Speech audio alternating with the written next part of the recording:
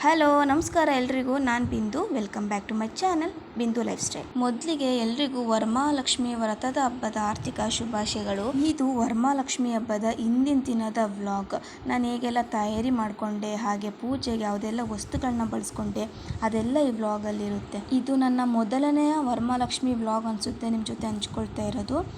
ಮೊದಲು ಬೆಳಗ್ಗೆ ಟಿಫನ್ ಎಲ್ಲ ಮುಗಿಸ್ಕೊಂಡ್ಬಿಟ್ರೆ ತಯಾರಿ ಮಾಡ್ಕೊಳ್ಳೋದಕ್ಕೆ ಈಸಿ ಆಗುತ್ತೆ ಅಂತ ಹೇಳ್ಬಿಟ್ಟು ಬೆಳಗ್ಗೆ ಬೇಗನೆ ಟಿಫನ್ ಮಾಡಿಕೊಟ್ಟೆ. ದೋಸೆ ಮಾತ್ರ ತುಂಬಾ ರುಚಿಯಾಗಿ ಬಂದಿತ್ತು. ಅದ್ರ ಜೊತೆ ಚಟ್ನಿ ಪಲ್ಯ ಮಾಡಿಕೊಂಡೆ. ಪಲ್ಯಕ್ಕೆ ನಾನು ಆಲೂಗೆಡ್ಡೆ ಪಲ್ಯ ಮಾಡ್ಕೊಂಡಿದ್ದೆ. ಪನ್ನೀರ್ ಪಲ್ಯನೂ ಮಾಡ್ಕೋಬೋದು. ಪನ್ನೀರ್ ಪಲ್ಯಕ್ಕಿಂತ ನಮಗೆ ದೋಸೆ ಅಂತ ಹೇಳಿದ್ರೆ ಆಲೂಗೆಡ್ಡೆ ಪಲ್ಯ ಚಟ್ನಿನೇ ಅಲ್ವಾ ತುಂಬ ಚೆನ್ನಾಗಿ ಕಾಂಬಿನೇಷನ್ ಹೊಂದೋದು. ಹಾಗಾಗಿ ನಾನು ಆಲ್ಮೋಸ್ಟ್ ಅದೇ ಮಾಡ್ಕೊತೀನಿ. ಆಲೂಗೆಡ್ಡೆ ತುಂಬ ಉಪಯೋಗಿಸಿದ್ರೆ ಬಾಡಿ ಪೇನ್ಗಳು ಬರುತ್ತೆ. ಹಾಗಾಗಿ ಒಂದರಿಂದ 2 ಆಲೂಗೆಡ್ಡೆ ಹಾಕ್ಕೊಂಡು ಜಾಸ್ತಿ ಈರುಳ್ಳಿ ಹಾಕ್ಕೊಂಡು ಪಲ್ಯ ಮಾಡ್ಕೊಳ್ತೀನಿ. ಆಗ ಅಷ್ಟೊಂದು ಬಾಡಿ ಪೇನ್ ಎಲ್ಲ ಬರೋದಿಲ್ಲ, ರುಚಿಯಾಗೂ ಕೂಡ ಇರುತ್ತೆ. ಇತ್ತೀಚೆಗೆ ಸ್ವಲ್ಪ ಜಾಸ್ತಿನೇ ನಾವು ಬೆಲ್ಲ ಬಳಸ್ತಾ ಇರೋದ್ರಿಂದ, ಅಂದರೆ ಶುಗರ್ ಕಡಿಮೆ ಮಾಡಿ ಬೆಲ್ಲ ಬಳಸ್ತಾ ಇರೋದ್ರಿಂದ ಏನು ಮಾಡ್ತೀನಿ ಅಂತ ಹೇಳಿದರೆ, ಒಂದು ಪಾತ್ರೆಯಲ್ಲಿ ಬೆಲ್ಲ ಹಾಕ್ಬಿಟ್ಟು ನೀರು ಹಾಕಿ ಕುದಿಸಿ ಇಟ್ಕೊಂಡು ಈ ರೀತಿ ಸೋಸ್ಬಿಟ್ಟು ಇಟ್ಕೊಂಡ್ಬಿಡ್ತೀನಿ. ಆಗ ಬೆಲ್ಲ ಬೇಕಾದಾಗ 1 ಸ್ಪೂನ್ 2 ಸ್ಪೂನ್ ಹಾಕ್ಕೊಂಡ್ರೆ ತುಂಬ ಈಸಿ ಕೂಡ ಅನಿಸುತ್ತೆ. ಅದ್ರ ಬದಲು ಪುಡಿ ಬೆಲ್ಲ ಅಂತಲೂ ಸಿಗುತ್ತೆ, ಅಥವಾ ಅಷ್ಟೊಂದು ನಮಗೆ ಟೇಸ್ಟ್ ಇಷ್ಟ ಆಗಲ್ಲ. ಹಾಗಾಗಿ ಈ ರೀತಿ ಮಾಡಿಕೊಂಡ್ರೆ ತುಂಬ ಚೆನ್ನಾಗಿಯೂ ಇರುತ್ತೆ. ಇನ್ನು ತರಕಾರಿಗಳು ತಂದ ತಕ್ಷಣ ಈಗ ಮಾಡಿಬಿಡ್ತೀನಿ ನಾನು. ಒಂದು ಬೇಸನಲ್ಲಿ ಹಾಕ್ಬಿಟ್ಟು ಉಪ್ಪು ಹಾಕ್ಬಿಟ್ಟು ಒಂದು 10ರಿಂದ 15 ನಿಮಿಷ ಬಿಟ್ಬಿಟ್ಟು ಅದನ್ನು ತೊಳೆದು ಒಂದು ಬಟ್ಟೆ ಮೇಲೆ ಆರೋದಕ್ಕೆ ಬಿಟ್ಬಿಡ್ತೀನಿ. ಆರೋದಕ್ಕೆ ಬಿಟ್ಟ ಮೇಲೆ ಅದು ಒಣಗಿದ ಮೇಲೆ ಒಂದು ಪ್ಲಾಸ್ಟಿಕ್ ಕವರಲ್ಲಿ ಹಾಕ್ಕೊಂಡು ಫ್ರಿಜ್ಜಲ್ಲಿ ಎತ್ತಿಟ್ಕೊಳ್ತೀನಿ. ಆ ಪ್ಲಾಸ್ಟಿಕ್ ಕವರ್ಕಿಂತ ಬಾಕ್ಸ್ ತರಿಸ್ಕೋಬೇಕು ಅಂತ ಅಂದ್ಕೊಂಡಿದ್ದೀನಿ. ಅದನ್ನು ಏನೋ ಕಾಲ ಕೂಡ ಬರ್ತಾನೆ ಇಲ್ಲ ತರಿಸ್ಕೋಬೇಕು ಅಂತಂದರೆ. ಅದೇನೋ ಆರ್ಡ್ರ್ ಮಾಡೋಕ್ಕೆ ಹೋಗ್ತೀನಿ, ಅದು ಇನ್ನೇನೋ ಆರ್ಡ್ರ್ ಮಾಡಿಬಿಟ್ಟಿರ್ತೀನಿ. ಹಾಗಾಗಿ ಅದು ಆರ್ಡ್ರ್ ಮಾಡ್ಕೊಳ್ಳೋದಕ್ಕಾಗಿಲ್ಲ. ಹಾಗಾಗಿ ಸದ್ಯಕ್ಕಿರಲಿ ಅಂತೇಳಿ ಈ ರೀತಿ ಪ್ಲಾಸ್ಟಿಕ್ ಕವರಲ್ಲೇ ಪ್ರತಿಯೊಂದು ತರಕಾರಿನೂ ಈ ಥರ ಹಾಕಿ ಇಟ್ಕೊಳ್ತೀನಿ. ಫ್ರೆಶ್ ಆಗಿಯೂ ಇರುತ್ತೆ. ಸ್ವಲ್ಪ ತರಕಾರಿ ಎಲ್ಲ ಮಣ್ಣಾಗೋಗಿರುತ್ತಲ್ಲ, ಅದೆಲ್ಲ ಏನಿರಲ್ಲ. ಫ್ರಿಜ್ಜಲ್ಲಿ ಇಟ್ಕೊಂಡ್ರೆ ಫ್ರೆಶ್ಶಾಗಿ ತರಕಾರಿ ತೊಗೊತಾ ಇದ್ವಿ ನಾನು ಫೀಲ್ ಕೂಡ ಬರುತ್ತೆ. ಫ್ರಿಜ್ಜಲ್ಲಿ ಇಟ್ಕೊಂಡಿರ್ತೀನಿ. ಈ ರೀತಿ ಪ್ರತಿಯೊಂದು ತರಕಾರಿನೂ ಒಂದೊಂದು ಪ್ಲಾಸ್ಟಿಕ್ ಕವರ್ಲ್ಲಿ ಹಾಕ್ಕೊಂಡ್ರೆ ಅದು ಏನು ಬೇಕೋ ಅದಷ್ಟನ್ನು ತೊಗೊಂಡ್ಬಿಡ್ತೀವಿ. ಇನ್ನು ಇವಾಗ ಬೆಳಗ್ಗೆ ಕೆಲಸನೆಲ್ಲ ಮುಗಿಸ್ಕೊಂಡು ಇವಾಗ ಹಬ್ಬಕ್ಕೆ ತಯಾರಿ ಮಾಡ್ಕೊಳ್ಳೋಣ ಅಂಥೇಳಿ ಪೂಜೆ ಸಾಮಾನುಗಳನ್ನೆಲ್ಲ ಎತ್ತಿಟ್ಕೊಂಡಿದ್ದೀನಿ ವಾಶ್ ಮಾಡ್ಕೊಳ್ಳೋದಕ್ಕೆ. ಮೊದಲು ಈ ಕೆಲಸ ಮುಗಿಸ್ಕೊಂಡ್ಬಿಟ್ರೆ ಅರ್ಧ ಕೆಲಸ ಮುಗ್ದಂಗಲ್ವಾ. ಹಾಗಾಗಿ ಮೊದಲು ದೇವ್ರುಗಳ ಸಾಮಾನುಗಳನ್ನೆಲ್ಲ ತೊಳೆಯೋಣ ಅಂಥೇಳಿ ಇಟ್ಕೊಂಡಿದ್ದೀನಿ. ಇನ್ನು ಇದನ್ನು ವಾಶ್ ಮಾಡ್ಕೊಳ್ಳೋದಕ್ಕೆ ನಾನು ಯಾವುದೇ ರೀತಿ ಕೆಮಿಕಲ್ಸ್ ಆಗಲಿ ಏನು ಉಪಯೋಗಿಸಲ್ಲ. ಸಿಂಪಲ್ಲಾಗಿ ನಾನು ರಂಗೋಲಿ ಹಿಟ್ಟು ಬರುತ್ತಲ್ಲ, ರಂಗೋಲಿ ಹಿಟ್ಟಿಗೆ ನಾನು ಹುಣಸೆಹಣ್ಣು ಹಾಕ್ಕೊಂಡು ವಾಶ್ ಮಾಡ್ಕೊಳ್ತೀನಿ. ತುಂಬ ಚೆನ್ನಾಗಿ ನೀಟಾಗುತ್ತೆ. ಯಾವುದೇ ರೀತಿ ಕೆಮಿಕಲ್ಸ್ ಇರೋಲ್ಲ, ಇನ್ಫೆಕ್ಷನ್ ಆಗೋಲ್ಲ, ಕೈಗೆ ಯಾವುದೇ ರೀತಿ ರ್ಯಾಷಸ್ ಕೂಡ ಆಗೋಲ್ಲ. ನೀವು ಬೇಕಾದರೆ ಇದನ್ನು ಟ್ರೈ ಮಾಡಿ ನೋಡಿ. ನಾನೀಗ ಒಂದು ವಾಶ್ ಮಾಡಿಬಿಟ್ಟು ತೋರಿಸ್ತೀನಿ ನಿಮಗೆ ಯಾವ ರೀತಿ ಇದು ನೀಟಾಗುತ್ತೆ ಅಂತೇಳಿ. ನೀವೇ ನೋಡಿ ಇವಾಗ ಎಷ್ಟು ಪಳ ಅಂತ ಇರುತ್ತೆ ಅಂತೇಳಿದರೆ, ಇವಾಗ ಹೊಸದೋಗಿ ತೊಗೊಂಬಂದಿದ್ದೀವೇನೋ ಅಂತ ಅನಿಸ್ತಾ ಇರುತ್ತೆ. ಅಷ್ಟು ಚೆನ್ನಾಗಿ ನೀಟಾಗುತ್ತೆ. ಮೊದಲು ಏನು ಅಂತ ಹೇಳಿದ್ರೆ ಕೆಮಿಕಲ್ಸ್ ಯೂಸ್ ಮಾಡಬಾರ್ದು, ಅದರಿಂದ ನಮಗೆ ಕೈಯಲ್ಲಿ ಇನ್ಫೆಕ್ಷನ್ ಆಗುತ್ತೆ. ತಾಮ್ರ, ಹಿತ್ತಾಳಿ, ಬೆಳ್ಳಿ ಯಾವುದೇ ರೀತಿ ಸಾಮಾನುಗಳಿದ್ರೂ ಈ 3ರಲ್ಲಿ ನಾನು ಇದೇ ಯೂಸ್ ಮಾಡೋದು ವಾಶ್ ಮಾಡ್ಕೊಳ್ಳೋದಕ್ಕೆ. ಇನ್ನು ತೀರಾ ಗಲೀಜಾಗಿತ್ತು ಅಂತ ಹೇಳಿಬಿಟ್ರೆ 1-2-3 ಡ್ರಾಪ್ಸ್ನ ನಾನು ಲೆಮನ್ ಡ್ರಾಪ್ಸ್ ಹಾಕೋದಕ್ಕಿಂತ ಅದನ್ನು ಲೆಮನ್ ಹಾಕ್ಕೊಂಡು ತಿಕ್ಬಿಡಿ. ಒಂದು ಸ್ವಲ್ಪ ತಿಕ್ಕಿದ್ರೆ ಅದು ತುಂಬಾ ಚೆನ್ನಾಗಾಗುತ್ತೆ. ಹುಣಸೆಹಣ್ಣಿನ ಅದು ನೀಟಾಗುತ್ತೆ. ನೋಡಿರಿ ನಿಮ್ಗೆ ಯಾವುದು ಈಸಿ ಅಂತ ಅನಿಸುತ್ತೋ ಅದನ್ನೇ ಮಾಡಿ. ಇನ್ನು ರಂಗೋಲಿ ಹಿಟ್ಟು ಸಿಕ್ಕಿಲ್ಲ ಅಂತ ಹೇಳಿದರೆ ನೀವು ಸಬೀನ ಯೂಸ್ ಮಾಡ್ಬೋದು. ಸಬೀನ ಜೊತೆ ಹುಣಸೆಹಣ್ಣು ಅಥವಾ ಒಂದು ನಿಂಬೆಹಣ್ಣು, ಅರ್ಧ ನಿಂಬೆಹಣ್ಣು ಹಾಕ್ಕೊಂಡು ತಿಕ್ಕೊಳೋದ್ರಿಂದನೂ ಕೂಡ ತುಂಬ ಪಳ ಅಂತ ಹೊಡಿತಾ ಇರುತ್ತೆ. ದೇವ್ರ ಮನೆ ನೋಡೋದಕ್ಕೆ ಒಂದು ಚೆಂದ, ಅಷ್ಟು ಚೆನ್ನಾಗಿ ಕಾಣಿಸ್ತಾ ಇರುತ್ತೆ. ಅದನ್ನು ಟ್ರೈ ಮಾಡ್ಬೋದು ನೀವು. ಇನ್ನು ಅದೆಷ್ಟೆಲ್ಲ ಕ್ಲೀನ್ ಮಾಡೋ ಅಷ್ಟರಲ್ಲಿ ನಮ್ಮ ಅಪ್ಪಾಜಿಯವರು ನನಗೆ ಏನೇನು ಬೇಕು ಅಂದರೆ ಹೂವಾಗಿರ್ಬೋದು, ಗರಿಕೆ ಪತ್ರೆ, ವೀಳ್ಯದೆಲೆ, ಮಾವಿನ ಎಲೆ, ಬಾಳೆ ಎಲೆ ಎಲ್ಲನೂ ತೊಗೊಂಬಂದಿದ್ರು. ಅದೆಲ್ಲ ಜೋಡಿಸ್ಕೊಳ್ತಾ ಇದ್ದೀನಿ. ನಾನು ಯಾವುದೇ ರೀತಿ ಆಚೆಯಿಂದ ಏನೂ ತಂದಿಲ್ಲ. ನನ್ನ ಹತ್ರ ಮನೇಲಿ ಏನಿದೆಯೋ ಅದೇ ವಸ್ತುಗಳನ್ನ ಉಪಯೋಗಿಸ್ಕೊಂಡೆ ನಾನು ಇವತ್ತು 5 ಸಲ ಹಬ್ಬ ಮಾಡಿದ್ದೀನಿ. ಏನೂ ತಂದಿಲ್ಲ. ಹೊರಗಡೆಯಿಂದ ನಾನೊಂದು ಹೂವು ಕೂಡ ತೊಗೊಂಬಂದಿಲ್ಲ. ಹೂವು ಯಾವತ್ತೂ ನಾವು ತರೋದೇ ಇಲ್ಲ ಆಚೆ ಹೋಗಿ. ನಮ್ಮ ಹಿತ್ತಲಲ್ಲಿ ಒಂದು 2-3 ಗಿಡ ಹಾಕ್ಕೊಂಡಿದ್ವಿ. ಅದೇ ತುಂಬ ಚೆನ್ನಾಗಿ ಹೂವು ಬಿಡುತ್ತೆ. ಕೆಂಪು ಹೂವು ಬಿಡುತ್ತೆ, ಮತ್ತು ವೈಟ್ ಹೂವು ಬಿಡುತ್ತೆ, ಪಿಂಕ್ ಹೂವು ಬಿಡುತ್ತೆ. ಇಷ್ಟು ಸಾಕು ನನಗೆ. ನಾನು ಎಲ್ಲೂ ಹೋಗಿ ಹೂವುಗಳನ್ನ ತೊಗೊಂಡು ಬರೋದೇ ಇಲ್ಲ. ಇನ್ನು ಗಣಪತಿಗೆ ಗರಿಕೆ ಹುಳನ್ನ ನಾನು ರೆಡಿ ಮಾಡಿಕೊಂಡೆ. 21 ಇಟ್ಟಿದ್ದೀನಿ. ಈ ಥರ ಕಟ್ಟಿಟ್ಬಿಟ್ರೆ ತುಂಬ ಈಸಿ ಕೂಡ ಅನಿಸುತ್ತೆ.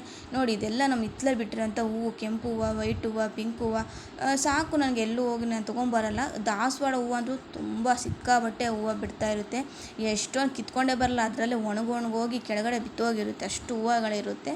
ದೊಡ್ಡ ಮರ ಹೋಗಿದೆ. ಅದಲ್ಲೇ ಆಲ್ಮೋಸ್ಟ್ ಒಂದು 15 ವರ್ಷದ ಗಿಡ ಇರ್ಬೋದು, ಮರ ಇರ್ಬೋದು, ಅಷ್ಟು ದೊಡ್ಡದು ಇದೆ. ತುಂಬ ಸಿಕ್ಕಾಪಟ್ಟೆ ಹೂವು ಬಿಡುತ್ತೆ ನೋಡಿ. ಮಾವಿನ ಎಳೆ ಎಲ್ಲನೂ ತೊಗೊಂಬಂದಿದ್ರು ನಮ್ಮ ಅಪ್ಪಾಜಿಯವರು, ಎಲ್ಲ ಹಿತ್ತಲಲ್ಲೆಲ್ಲ ಕಿತ್ಕೊಂಬಂದಿದ್ರು. ನಿಮಗೆ ಧೂಪ ಹಾಕೋದಕ್ಕೂ ಕೂಡ ಇವಾಗೆ ರೆಡಿ ಮಾಡಿ ಇಟ್ಕೊಳ್ತಾ ಇದ್ದೀನಿ. ಧೂಪ ಅಂದರೆ ನನಗೆ ತುಂಬ ಇಷ್ಟ.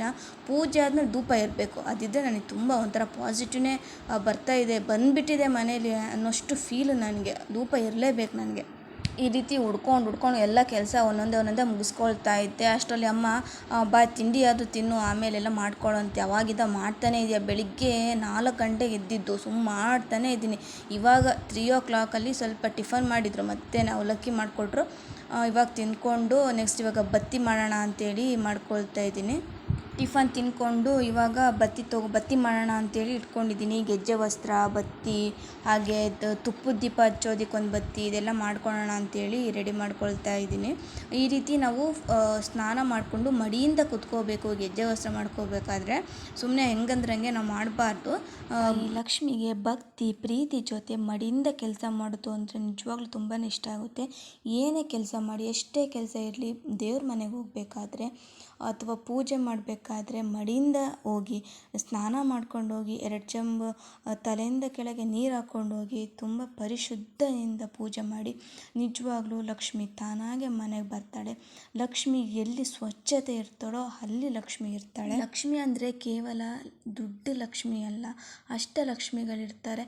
ಅಂದರೆ ನಾವು ದುಡ್ಡುಗೋಸ್ಕರನೇ ಪೂಜೆ ಮಾಡಬಾರ್ದು, ಅಷ್ಟಲಕ್ಷ್ಮಿಗೋಸ್ಕರ ಪೂಜೆ ಮಾಡಬೇಕು. ದುಡ್ಡಿಂದ ಮನೆಯೊಳಗೆ ಖುಷಿ ಇರುತ್ತೆ ಅಂತ ನಿಜವಾಗ್ಲೂ ಅನ್ಕೋಬೇಡಿ. ಅಷ್ಟಲಕ್ಷ್ಮಿಗಳಿದ್ದರೆ ಮಾತ್ರ ಮನೆಯಲ್ಲಿ ಖುಷಿ, ನೆಮ್ಮದಿ, ಆರೋಗ್ಯ, ಆಯಸ್ಸು ಎಲ್ಲನೂ ಇರುತ್ತೆ. ಇದನ್ನು ತುಂಬ ಚೆನ್ನಾಗಿ ಅರ್ಥ ಮಾಡ್ಕೊಳ್ಳಿ ನೀವು. ಈಗೆಲ್ಲ ಹೇಳ್ತಾ ಇದ್ದೀನಿ ಅಂತೇಳಿ ಅನ್ಕೋಬೇಡಿ. ನನಗೇನು ಗೊತ್ತೋ ಅದನ್ನು ಮಾತ್ರ ನಿಮಗೆ ತಿಳಿಸೋ ಚಿಕ್ಕ ಪ್ರಯತ್ನ ಅಷ್ಟೇ.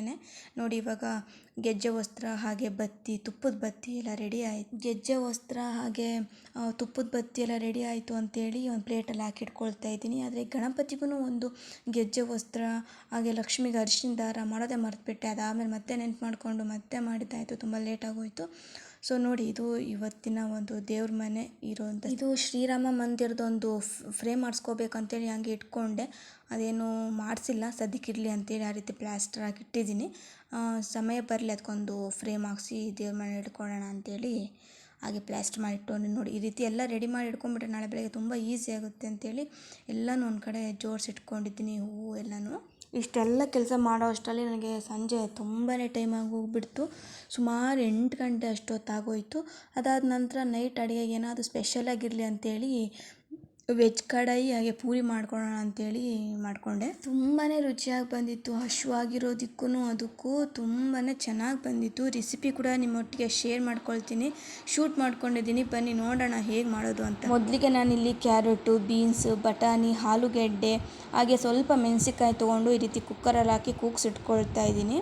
ಇನ್ನು ಮಸಾಲಾಗೆ ನಾನು ತೆಂಗಿನ ತುರಿ, ಬೆಳ್ಳುಳ್ಳಿ, ಶುಂಠಿ, ಲವಂಗ, ಚಕ್ಕೆ, ಕರಿಮೆಣಸು, ಅರಿಶಿನ ಪುಡಿ, ಧನಿಯಾ ಪುಡಿ, ಜೀರಿಗೆ, ಗಸಗಸೆ, ಖಾರದ ಪುಡಿ, ಕಡಲೆ ತೊಗೊಂಡು ಅದಷ್ಟನ್ನು ಹಾಕಿ ಇವಾಗ ಗ್ರೈಂಡ್ ಮಾಡಿ ಇಟ್ಕೊಳ್ತಾ ಇದ್ದೀನಿ. ಮಸಾಲೆ ತುಂಬ ಚೆನ್ನಾಗಿ ಬಂದಿದೆ. ಇನ್ನು ಇವಾಗ ಒಂದು ಪ್ಯಾನಲ್ಲಿ ನಾನು ಎಣ್ಣೆ ಹಾಕಿ ಸಾಸಿವೆ, ಜೀರಿಗೆ, ಕಡಲೆಬೇಳೆ, ಕರಿಬೇವು ಸೊಪ್ಪು ಹಾಗೆ ಈರುಳ್ಳಿ ಹಾಕ್ಕೊಂಡು ಚೆನ್ನಾಗಿ ಫ್ರೈ ಮಾಡಿ ನೆಕ್ಸ್ಟ್ ನಾನಿವಾಗ ರುಬ್ಬಿಟ್ಕೊಂಡಿರುವಂತಹ ಮಸಾಲ ಹಾಕಿ ಬೇಯಿಸಿಟ್ಕೊಂಡಿರುವಂತಹ ತರಕಾರಿಗಳನ್ನೆಲ್ಲ ಹಾಕಿ ರುಚಿಗೆ ತಕ್ಕಷ್ಟು ಉಪ್ಪು, ಖಾರದ ಪುಡಿ, ಬೇಕಿದ್ರೆ ಹುಣಸೆ ರಸ ಹಾಕ್ಕೊಂಡು ಮಿಕ್ಸ್ ಮಾಡಿಕೊಂಡು ಒಂದು 3-4 ನಿಮಿಷ ಚೆನ್ನಾಗಿ ಕುದಿಸ್ಕೊಂಡ್ರೆ ರುಚಿಕರವಾದ ವೆಜ್ ಕಡಾಯಿ ರೆಡಿ.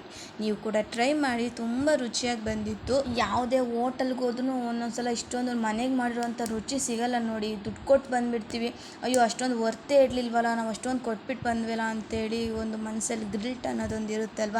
ಹಾಗಾಗಿ ಮನೆಯಲ್ಲೇ ಮಾಡಿಕೊಡಿ, ತುಂಬ ಚೆನ್ನಾಗಿರುತ್ತೆ. ಇನ್ನು ಇದಕ್ಕೆ ಚಪಾತಿ ಅಥವಾ ಪೂರಿ ಯಾವುದೇ ಇದ್ರೂ ಚೆನ್ನಾಗಿರುತ್ತೆ.